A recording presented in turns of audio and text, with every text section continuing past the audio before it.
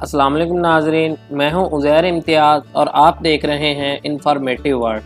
معزز ناظرین، جب بھی پہاڑوں کا ذکر ہوتا ہے تو ہمارے ذہن میں فوراً دنیا کی بلند ترین پہاڑی چوٹی کا خیال آتا ہے، جسے دنیا ماؤنٹ ایورسٹ کے نام سے پکارتی ہے، جس کی بلندی 8,850 میٹر ہے۔ معزز سامعین، کیا آپ جانتے ہیں کہ اسے ماؤنٹ ایورسٹ کیوں کہا جاتا ہے؟ دراصل 1841 میں ایک مہم کے دوران اس پہاڑی چوٹی کو باقاعدہ طور پر دنیا کی بلند ترین پہاڑی چوٹی قرار دے کر مہم کے سربراہ کرنل جارج ایورسٹ کے نام سے منسوب کر دیا گیا تھا۔ یہ پہاڑی چوٹی دنیا کے سب سے بڑے پہاڑی سلسلے ہمالیہ میں واقع ہے۔ یہ پہاڑی سلسلہ جنوبی ایشیا کے شمال میں واقع ہے۔ دنیا کی 10 بلند ترین چوٹیوں میں سے 9 پہاڑی چوٹیاں اسی سلسلے میں واقع ہیں۔ ماؤنٹ ایورسٹ تبت اور نیپال کے درمیان واقع ہے۔ اسے سر کرنے کے لیے ایک معروف راستے کا استعمال کیا جاتا ہے، جسے ساؤتھ رینج کے نام سے جانا جاتا ہے۔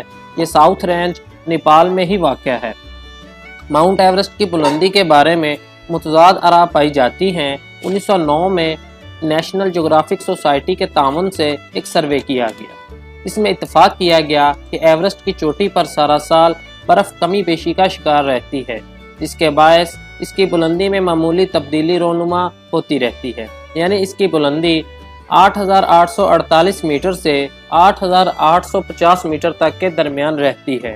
معزز ناظرین، 1856 میں اس پر کوہ پیمائی کی اجازت ملنے پر کئی مہم جو انسانوں نے اس کی بلندی کو چھونا چاہا، لیکن کامیاب ہونے والوں کی تعداد صرف 6,014 کے لگ بھگ ہے۔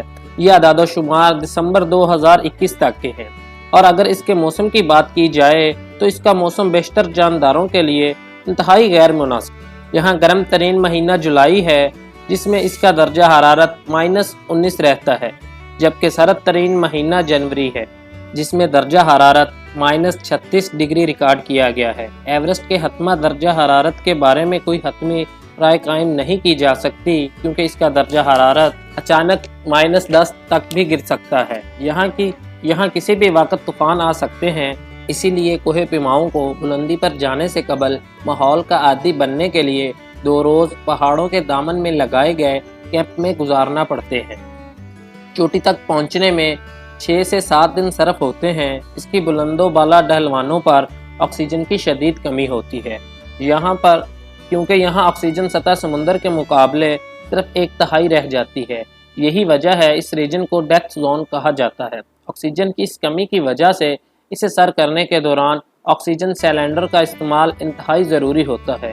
اسی وجہ سے ان کوہ پیماؤں کو اپنے اس مشکل ترین اور خطرناک شوق کو مکمل کرنے کے لیے اپنے ساتھ اضافی 10 تا 15 کلو گرام وزن اٹھانا پڑتا ہے۔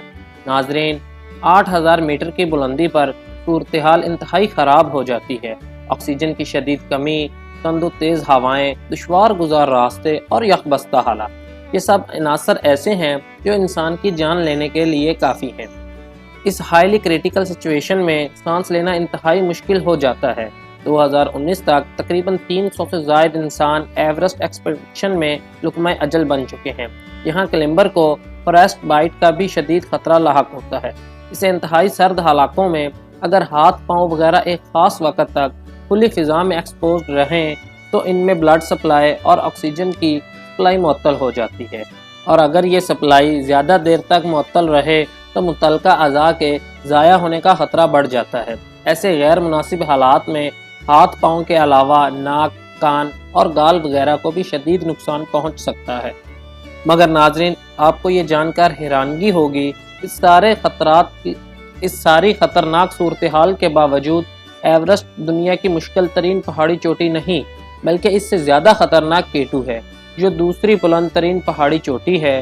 ناسا کی رپورٹ کے مطابق ایورسٹ کے مقابلے میں K2 پر شرح اموات بہت زیادہ ہے۔ K2 کا فیٹیلٹی ریٹ 29% ہے، جبکہ ایورسٹ کا صرف 4% ہے۔ ناظرین، ایورسٹ پر انسانوں کا بسیرا تو ناممکن ہے، البتہ اس کی وادیوں میں تبتی لوگوں کا بسیرا موجود ہے۔ ان خانہ بدوش لوگوں کو شارکس یا شارپا پیپل کہا جاتا ہے۔ یہ شارپا پیپل کھانے کی فراہمی اور مدد کے لیے ہمہ وقت تیار رہتے ہیں، لیکن بعض کوہ پیما کھانا ساتھ لانے کو ترجیح دیتے ہیں۔ اس کھانے کی نقل و حرکت مقامی لوگوں کے بغیر ممکن نہیں۔ معزز ناظرین، ان تمام خطرات کے باوجود یہاں پر آنے والوں کی تعداد میں مسلسل اضافہ ہو رہا ہے، کیونکہ لوگ اس فلک پوش چوٹی کے نظاروں سے محظوظ ہونے کے لیے اپنی جان کی بھی پرواہ نہیں کرتے۔ امید ہے ناظرین آپ کو ہماری یہ کاوش پسند آئی ہوگی۔ اگلی ویڈیو تک کے لیے ہمیں دیجیے اجازت، اپنا خیال رکھیے۔